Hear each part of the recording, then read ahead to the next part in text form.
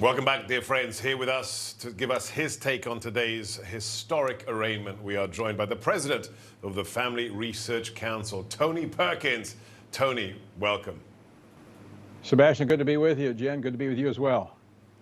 Great to see you, Tony. Thank you for joining us. I want to play for you a cut from about 5 years ago that I think helps us put today's events into context. And I'd like you to tell me whether you agree with my analysis. So this is the most senior Democrat in the Senate talking about the then commander-in-chief and the American intelligence community.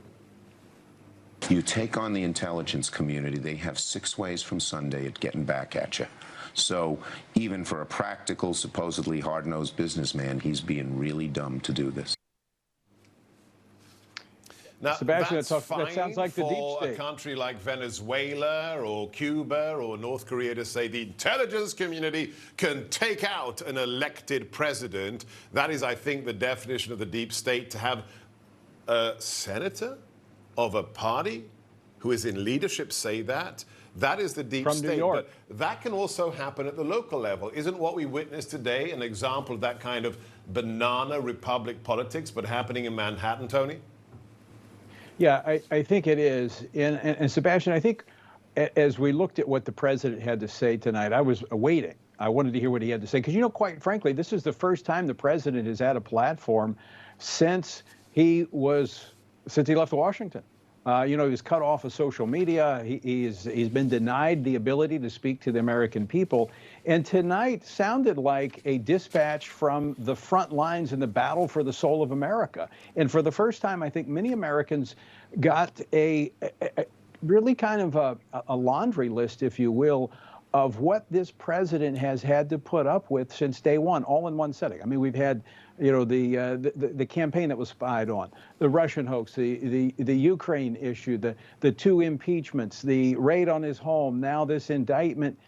And I think people are beginning to see what you just talked about. The deep state is alive and well, and it threatens the very future of this country. You know, Tony, Dan Scavino, who's former White House Deputy Chief of Staff, handled a lot of social media for Trump.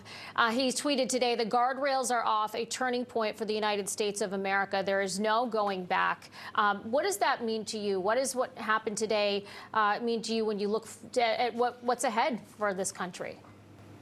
Well, you know, lesser men would have given up a long time ago. And I got a chance to work with President Trump in the White House on a number of policy issues. And I have to say that from the evangelical perspective, there's not been a president who has done more to advance a platform of policy that moves America, not just to being great, but we got to be good before we're great. And, you know, he restored a sense of confidence, a sense of identity, but also good, solid, moral policies.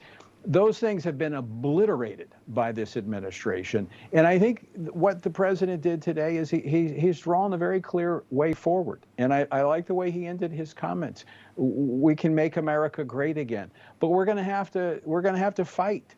There's no longer any middle ground in America. The left, the only way the left will allow you into, you know, the middle ground is if you submit 100% to them. And thank God there are still Americans who are refusing to lay down their rights and submit to the oppression of the left, and they're willing to fight. And I'm grateful that Donald Trump, after all that he's endured, is still willing to fight. Yeah, it's amazing. I don't know how he does it. Most people, I don't think, could have taken it this far. Tony Perkins, glad to have you with us tonight. Thank you. Thank you.